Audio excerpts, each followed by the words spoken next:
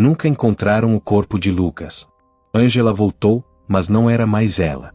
E eu ainda ouço o som dos passos às 3 da manhã. Quando Lucas sumiu, eu ainda acreditava que ia sair dali. Isso foi às 23h47. Eu sei porque olhei o relógio no exato momento em que percebi que a lanterna dele tinha sumido da minha visão. Um segundo ele estava ali, 3 metros à minha frente. No segundo seguinte, não havia mais nada.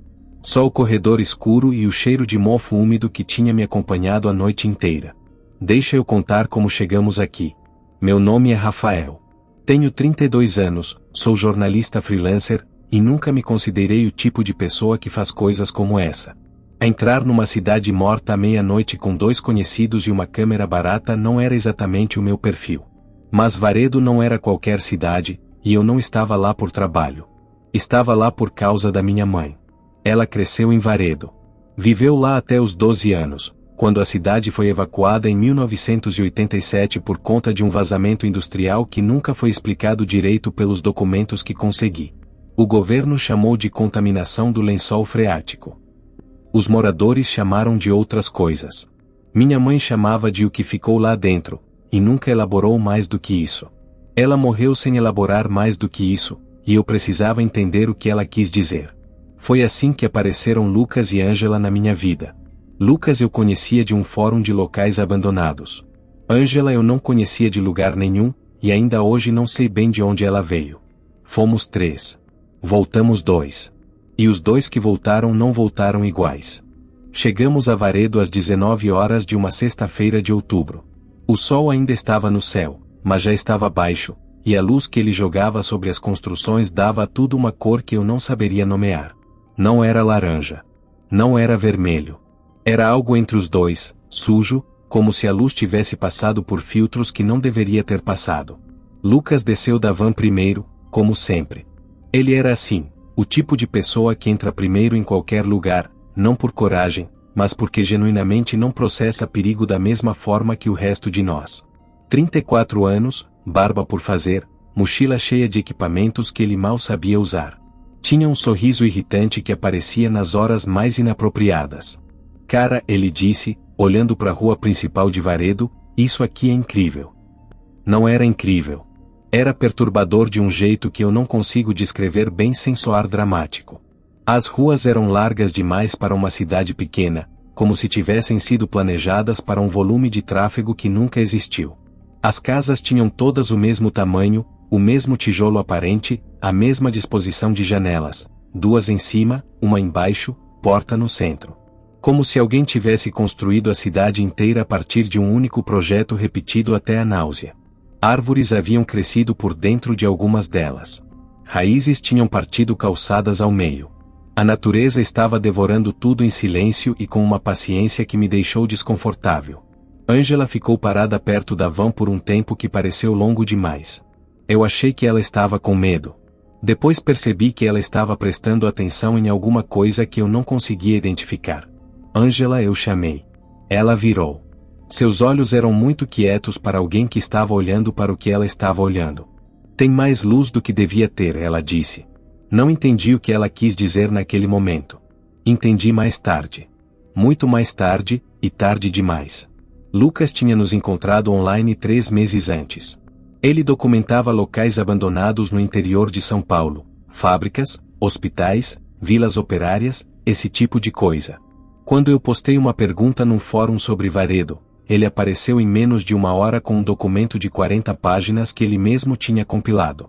Histórico da cidade, fotos de satélite, relatos de ex-moradores.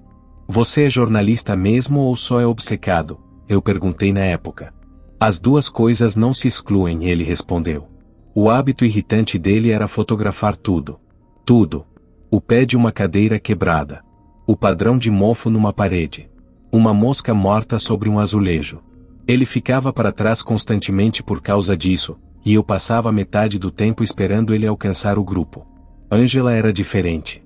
Ângela eu nunca entendi direito. Ela tinha aparecido no mesmo fórum uma semana depois de Lucas, dizendo que conhecia Varedo e que poderia ser útil. Quando eu perguntei como ela conhecia o lugar, a resposta foi vaga, família. Ela disse, sem elaborar. Eu deveria ter pressionado mais.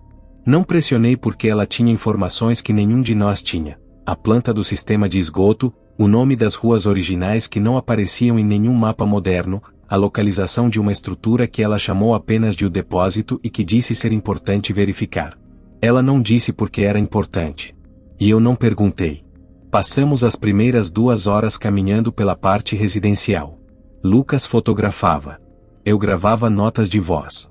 Ângela andava ligeiramente à frente dos dois, como se soubesse exatamente onde estava indo, o que era estranho porque nenhum de nós havia estado lá antes.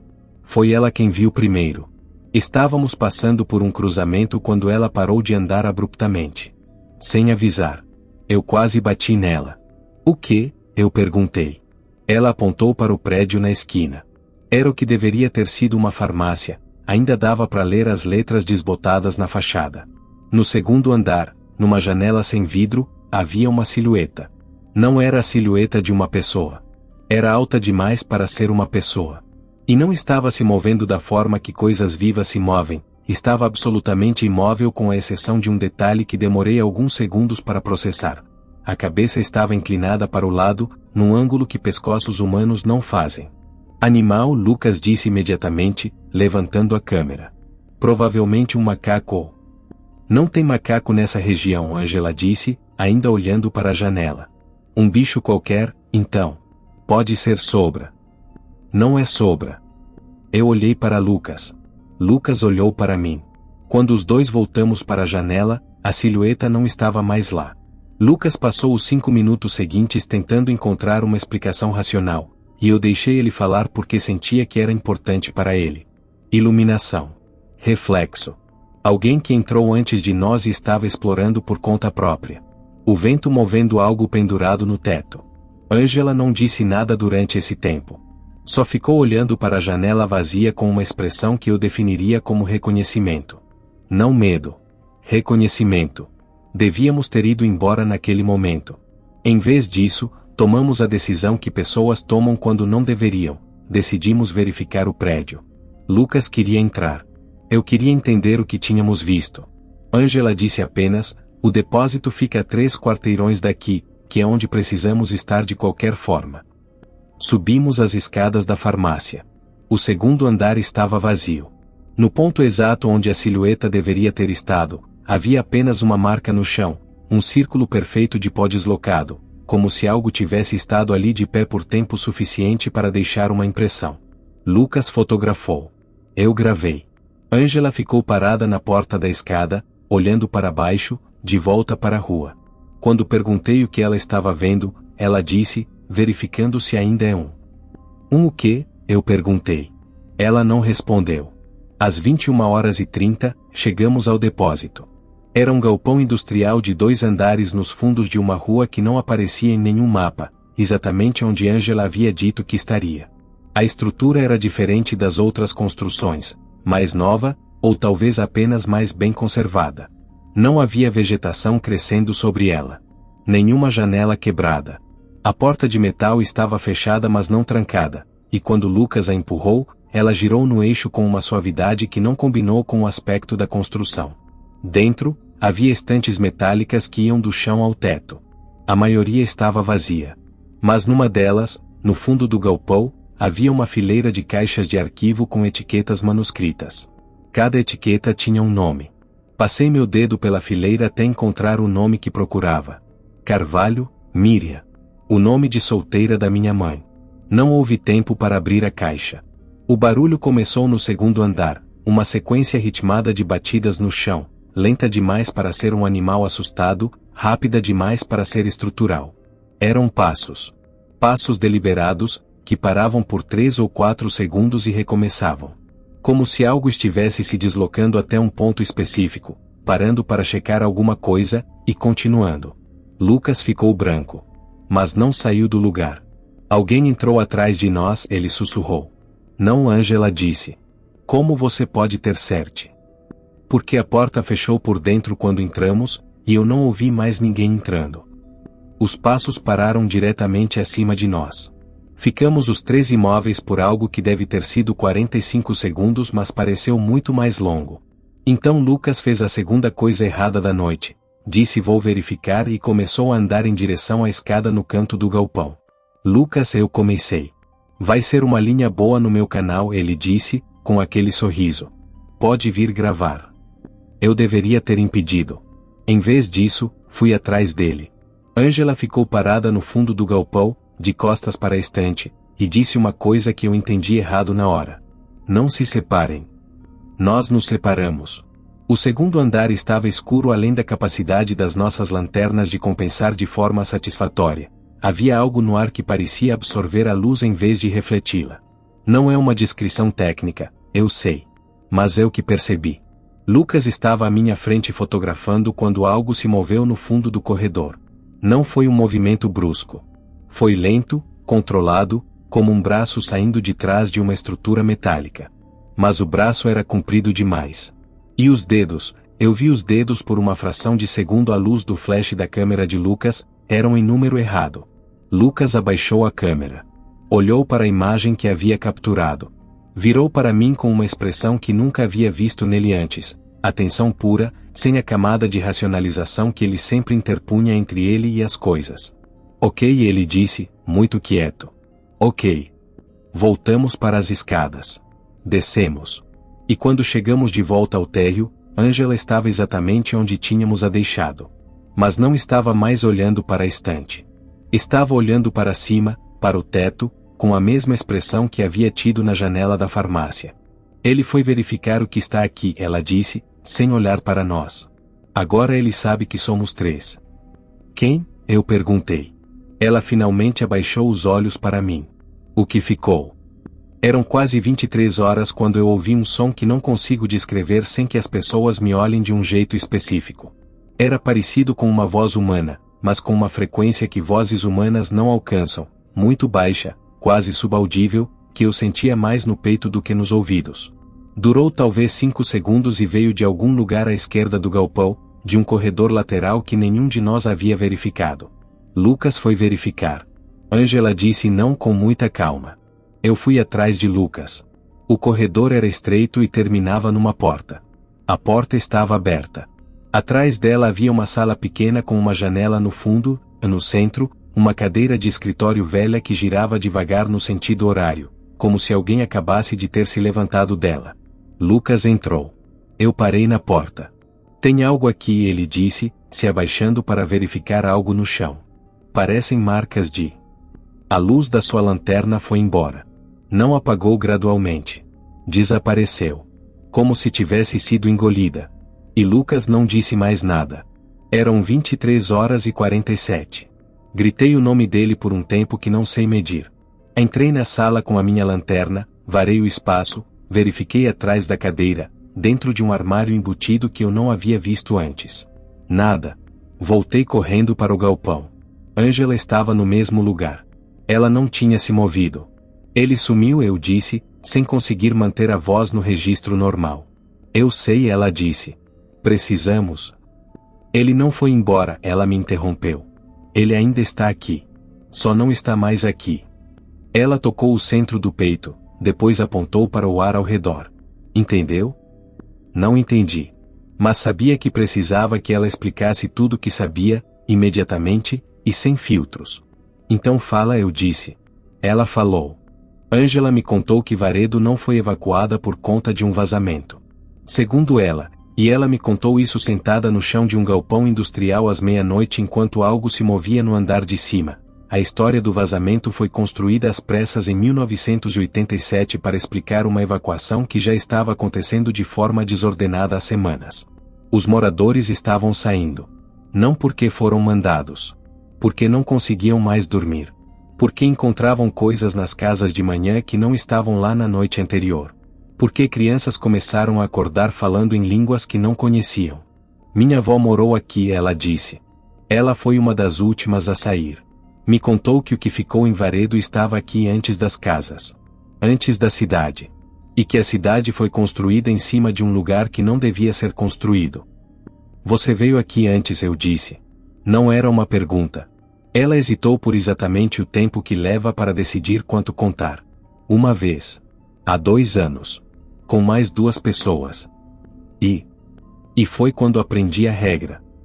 A regra, segundo Ângela, era a seguinte: o que habita Varedo não age por impulsividade. Não ataca. Não assusta. Ele coleta. E coleta de forma metódica. Começa identificando o grupo, depois isola um por um, em ordem que eu não consegui determinar se seguia algum critério específico. Quando perguntei se ele havia coletado alguém nas 2 visitas anteriores dela, ela olhou para um ponto específico do chão e não respondeu. O que ele faz com quem coleta, ela não sabia. Ou não quis me dizer. O que ela sabia era uma coisa: ele não consegue agir em plena luz artificial intensa. Não luz de lanterna, isso não é suficiente. Luz de trabalho, luz de construção, aquelas que geram calor real. Ela havia trazido uma na mochila. Esqueceu na van. Essa informação me causou uma sensação específica que não é bem raiva e não é bem desespero. É algo entre os dois que fica instalado no estômago. Por que você não disse isso antes? Eu perguntei. Porque achei que íamos conseguir entrar e sair antes de ele nos identificar. E por que não conseguimos? Ela olhou para a estante com a caixa com o nome da minha mãe. Por que você precisava daquela caixa? Ela disse. E ele sabia. Os sons no 2º andar tinham parado. Isso era pior do que quando continuavam. Ângela se levantou e disse que precisávamos nos mover em direção à saída sem parar, sem verificar nada, sem responder a nenhum som. A lógica era simples: ele havia retirado Lucas da equação, o que queria dizer que agora éramos um alvo mais fácil. 2 em vez de 3. E ele vai tentar de novo, ela disse. Tentar o quê? Nos separar. Saímos do galpão. A rua do lado de fora estava exatamente como havíamos deixado, o que por algum motivo foi mais perturbador do que se tivesse mudado.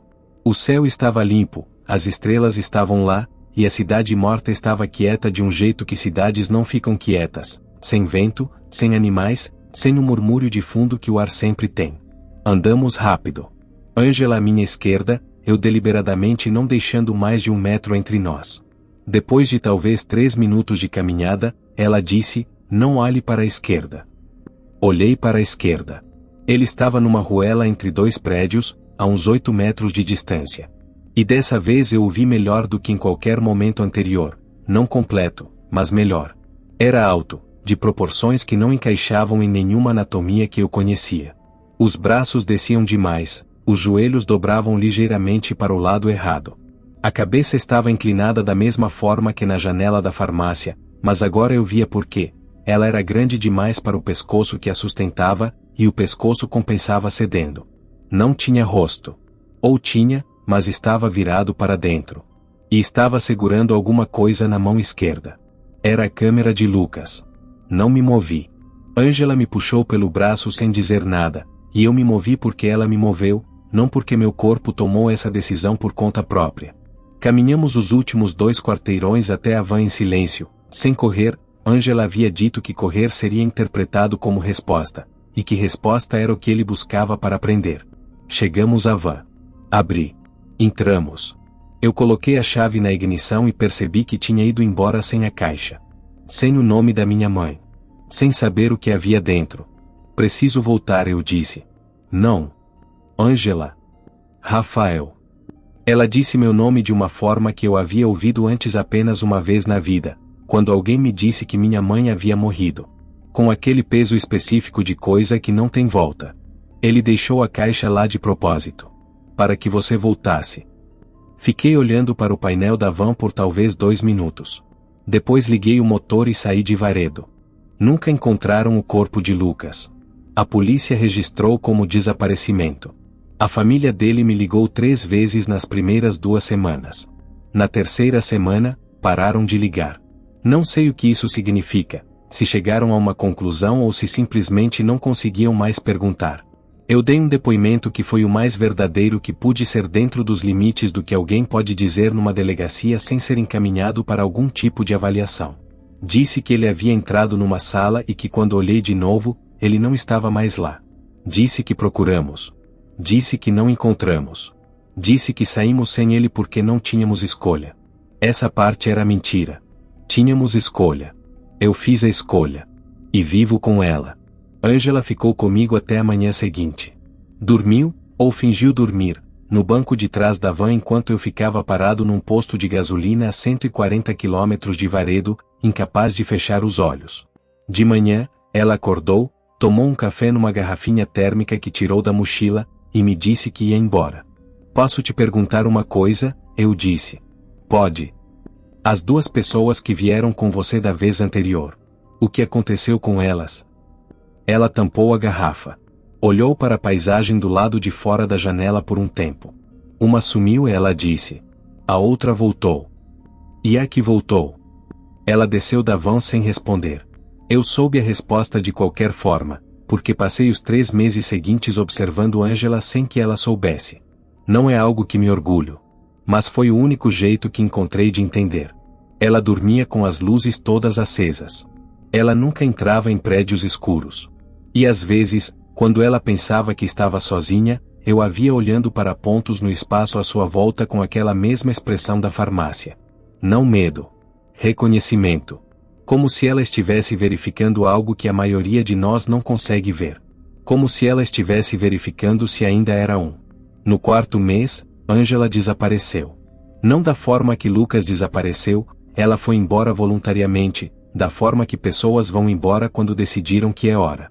Deixou o apartamento, cancelou o número de celular, sumiu das redes que tinha. Deixou uma coisa no meu e-mail, com assunto em branco e uma única linha no corpo. A caixa ainda está lá. Mas você não pode saber o que tem dentro. Eu passo por períodos em que consigo não pensar nisso. São períodos curtos, mas existem.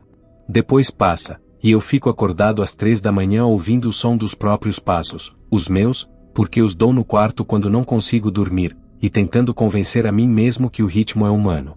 Que pausas de 3 segundos entre um passo e outro são normais. Que todo mundo para no meio do quarto por segundos que não consegue contabilizar. Às vezes eu me pego inclinando a cabeça para o lado.